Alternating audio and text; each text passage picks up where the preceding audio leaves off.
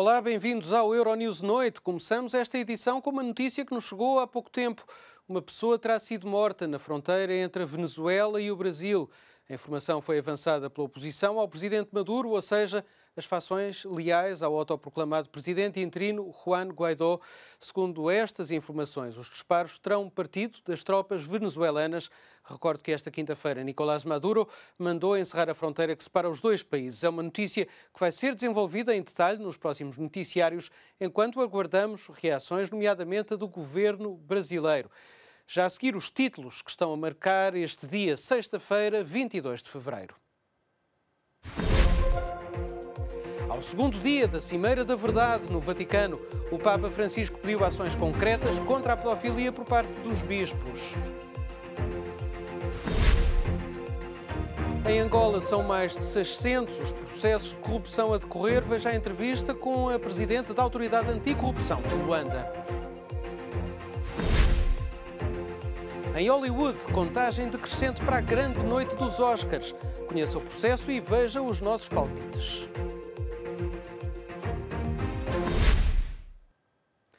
Os bispos querem uma nova cultura de responsabilidade na Igreja para punir aqueles que falhem na proteção de crianças vítimas de padres abusadores. No segundo dia da conferência sobre abusos sexuais na Igreja Católica, os clérigos sublinharam ainda que este é um problema que diz respeito a todos os membros da Igreja. A nossa colega Georgia Orlandi está a acompanhar a cimeira. A Igreja Católica pede a todos os membros que reconheçam a sua responsabilidade individual e coletiva no escândalo de abusos sexuais sobre menores. No segundo dia do Sínodo de Cardeais e Bispos no Vaticano, em que se debate os recentes escândalos sexuais na Igreja, os responsáveis do clero voltaram a fazer um mea-culpa dos abusos cometidos por alguns clérigos. A Igreja não vive num mundo isolado. A Igreja vive no mundo e com o mundo. Aqueles que são culpados de comportamento criminoso são justamente responsáveis perante as autoridades civis por esse comportamento. Embora a Igreja não seja um agente do Estado, a Igreja reconhece a autoridade legítima do direito civil e do Estado. Os cardeais presentes pediram uma nova cultura de responsabilidade na Igreja Católica para punir bispos e autoridades religiosas que falhem na proteção de crianças vítimas de padres abusadores. Nenhum bispo pode dizer para si próprio: este problema de abuso na Igreja não me diz respeito, porque as coisas são diferentes na minha parte do mundo. É um problema apenas dos Estados Unidos, Europa ou Austrália. Isto, irmãos e irmãs, não é verdade. Ouso dizer que há casos em todo o mundo, também na Ásia ou em África, e mesmo sendo verdadeiros para nós próprios, somos todos corresponsáveis. O arcebispo de Chicago, Joseph Tsupis, defendeu novos procedimentos legais que incluam especialistas em abusos em cada etapa do processo de investigação e punição de padres abusadores. A denúncia de um ato não deve ser impedida por segredo oficial ou regras de confidencialidade.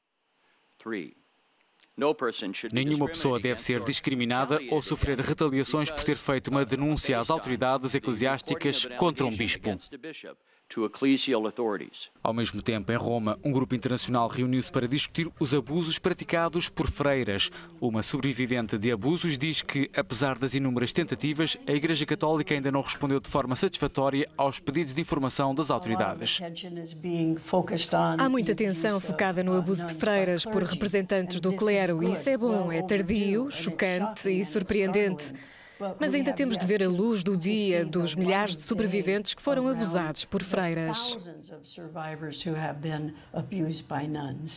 Até domingo, os bispos e cardeais vão continuar a debater os casos de abusos sexuais na Igreja Católica. A conferência termina com um discurso do Papa Francisco, mas o Vaticano já disse que vai definir medidas anti-abusos para serem implementadas pelos bispos no regresso aos países de origem. Algumas vítimas de abuso não estão contentes com a abertura da cimeira sobre a proteção de menores. Alguns dizem estar desiludidos porque um grupo de sobreviventes não conseguiu um encontro com o Papa um dia antes do início do evento. No entanto, outros participantes da cimeira ficaram impressionados com os 5 vídeos de testemunho sobre as histórias dos abusados. A ideia-chave do Papa Francisco ontem foi ações concretas, resumidas num documento com 21 pontos, um manual de diretrizes para ajudar a Igreja Igreja a administrar esta crise. Uma forma de tornar as discussões eficazes, dos protocolos até à avaliação psicológica dos candidatos a padres. Hoje, o tema da discussão é o princípio da responsabilidade, a obrigação de prestar contas em casos de abuso. Giorgia Orlandi, Euronews, Roma. A seca no Afeganistão está a provocar uma fome que pode ter consequências trágicas. 1 em cada 3 habitantes do país vive com menos de uma refeição por dia. No conflito mais mortífero do mundo, poderá ocorrer uma grande crise humanitária em 2019 devido à pior seca no Afeganistão dos últimos 25 anos. Quase 1/3 dos 36 milhões de habitantes vivem com menos de uma refeição por dia. A ONU tem tido dificuldade em obter os 600 milhões de euros para este ano, disse o alto funcionário que esteve em Bruxelas. Estou um pouco desiludido porque estamos quase no final de fevereiro e até agora só recebemos 3% do que é necessário. Penso que 3,6 milhões de pessoas que estão a um passo da inanição poderão morrer. Este mês, Donald Trump anunciou a intenção de retirar algumas das 14 mil tropas norte-americanas, pondo fim a quase 20 anos de intervenção militar. Mas isso poderia colocar mais pressão na situação política já tensa devido às negociações de paz em curso com os Talibã e as eleições presidenciais de julho, diz Toby Lenzer. The greatest hunger is for peace. A maior fome no país é pela paz e todas as iniciativas que estão a ser tomadas por vários países, parceiros e, mais importante, pelas pessoas e líderes do Afeganistão para colocar fim a 40 anos de guerra têm de ser naturalmente a prioridade número 1. A paz permitiria dar maior ajuda aos 54% da população que vive na pobreza e receber os 4 milhões de refugiados que estão nos países vizinhos. Desde que chegou ao poder em Angola, João Lourenço exonerou mais de uma centena de altos quadros. Altas figuras a serem investigadas são os casos, por exemplo, de Isabel e José Filomeno dos Santos, ambos filhos do ex-presidente José Eduardo dos Santos.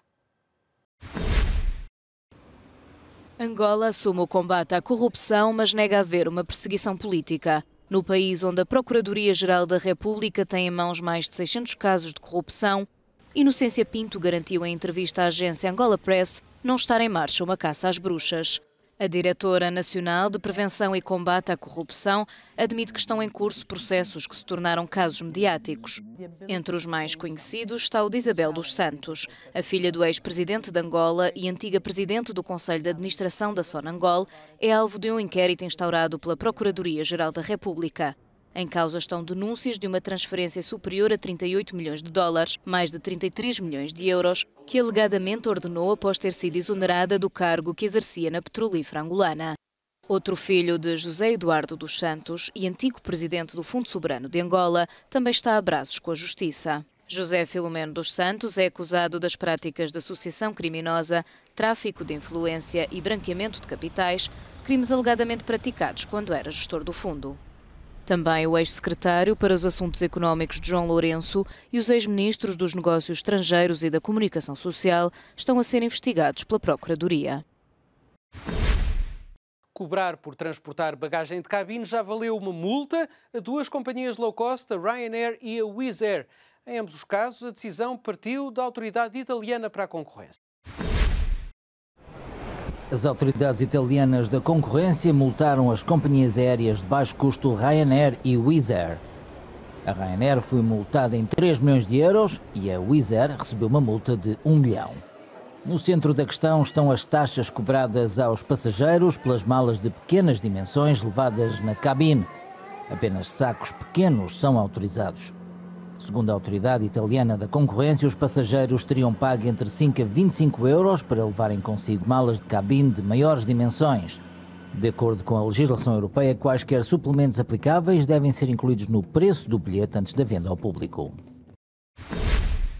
E estamos em contagem decrescente para a grande noite dos Oscars, que é já este domingo.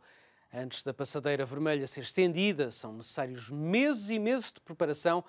Nesta reportagem do João Godinho, que vão ver já a seguir, explicamos-lhe tudo, o que é a Academia de Hollywood e como se passa o processo, desde a escolha dos nomeados à abertura dos famosos envelopes. É já este domingo que se realiza mais uma cerimónia de entrega dos Oscars. Los Angeles acolhe a edição 91 dos Prémios da Academia de Arte e Ciências Cinematográficas, uma história longa e que mudou muito desde o início em 1929. Por exemplo, a estatueta apenas ganhou a alcunha Oscar 10 anos depois do arranque dos prémios. Ao longo de 90 anos, a Academia cresceu muito desde os 36 fundadores originais e poderá atingir em breve perto de 9 mil membros. É deste universo onde figuram atores, produtores ou realizadores que saem os votos para as atuais 24 categorias. Para uma longa-metragem poder ser considerada para nomeação, há no entanto que cumprir várias regras. O filme deve ter no mínimo 40 minutos, cumprir os requisitos técnicos da Academia e ser distribuído durante o ano anterior à data da cerimónia. É preciso também que a película seja exibida no cinema em Los Angeles durante 7 dias e que seja publicitada segundo as práticas comuns. Só então é que o filme pode ser submetido à Academia e, caso seja aceito, estar disponível para a votação dos membros. Cada um vota assim nos 5 filmes que se destacaram na respectiva área profissional, ou seja, os realizadores votam para o prémio de melhor realizador e atores votam para os prémios de representação. Quando o processo está completo, os votos vão para a consultora PricewaterhouseCoopers, que gera os boletins finais de nomeados a anunciar cerca de um mês antes do evento. O prémio de melhor filme pode contemplar até 10 obras, enquanto as restantes categorias têm um máximo de 5. Os membros da Academia voltam a ser chamados para decidir e o resultado final é selado em envelope, que se abre somente na cerimónia, depois da inevitável frase "E o Oscar vai para..."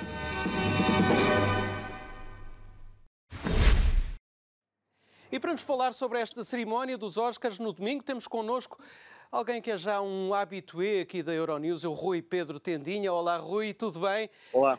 Expectativas para a noite de domingo? Palpites? Olha, eu acredito que vai ser uma noite com algumas surpresas, porque este ano há 2 frontrunners, o Roma, do Alfonso Cuarón, mas também o Green Book, que para muitos é apontado como o melhor filme do ano, apesar de já se perceber que o Roma vai ganhar muitos Oscars, mas depois a grande dúvida é qual é o melhor filme do ano. Eu acredito ainda assim no Green Book, porque é um filme que tem uma mensagem que nesta altura importa passar, a questão do racismo.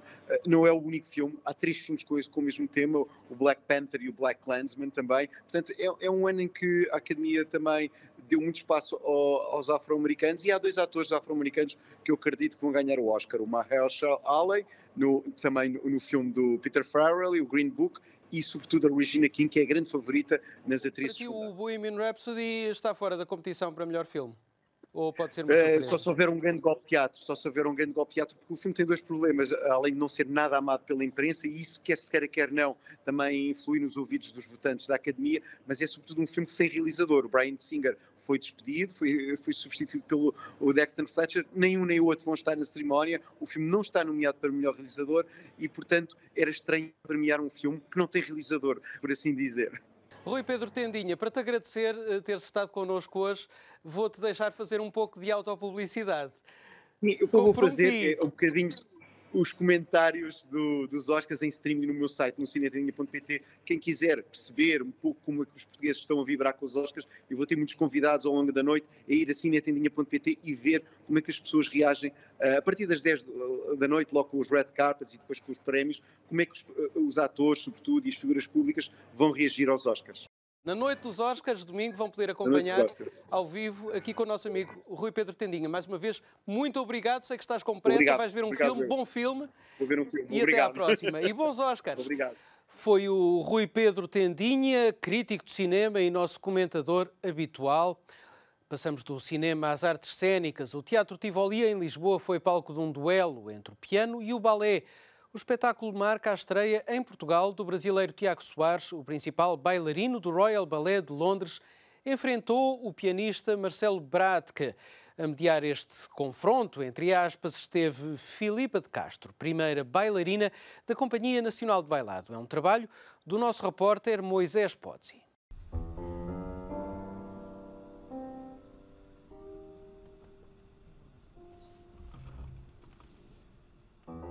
Os primeiros 15 minutos do espetáculo, ele é um espetáculo masculino, é sobre esse homem mais velho, esse pianista, essa figura madura, refletindo, e quando esse índio, esse bailarino entra no palco, são dois homens dialogando sobre temas, sobre dor, sobre nossas raízes. Então chega num lugar meio pesado, assim, que eu falei, peraí, precisa de um toque aqui. Então quando ela entra é lindo, porque ela vem com a bonança, né? E ela vem para meio nos calar e começar uma outra história.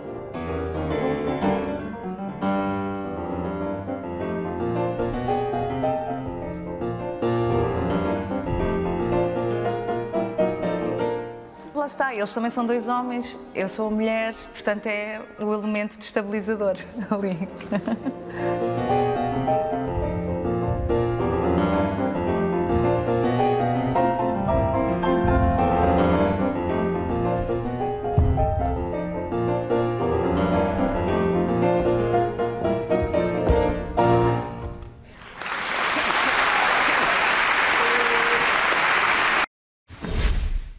E é assim com um toque de arte e beleza que fechamos este Euronews Noite.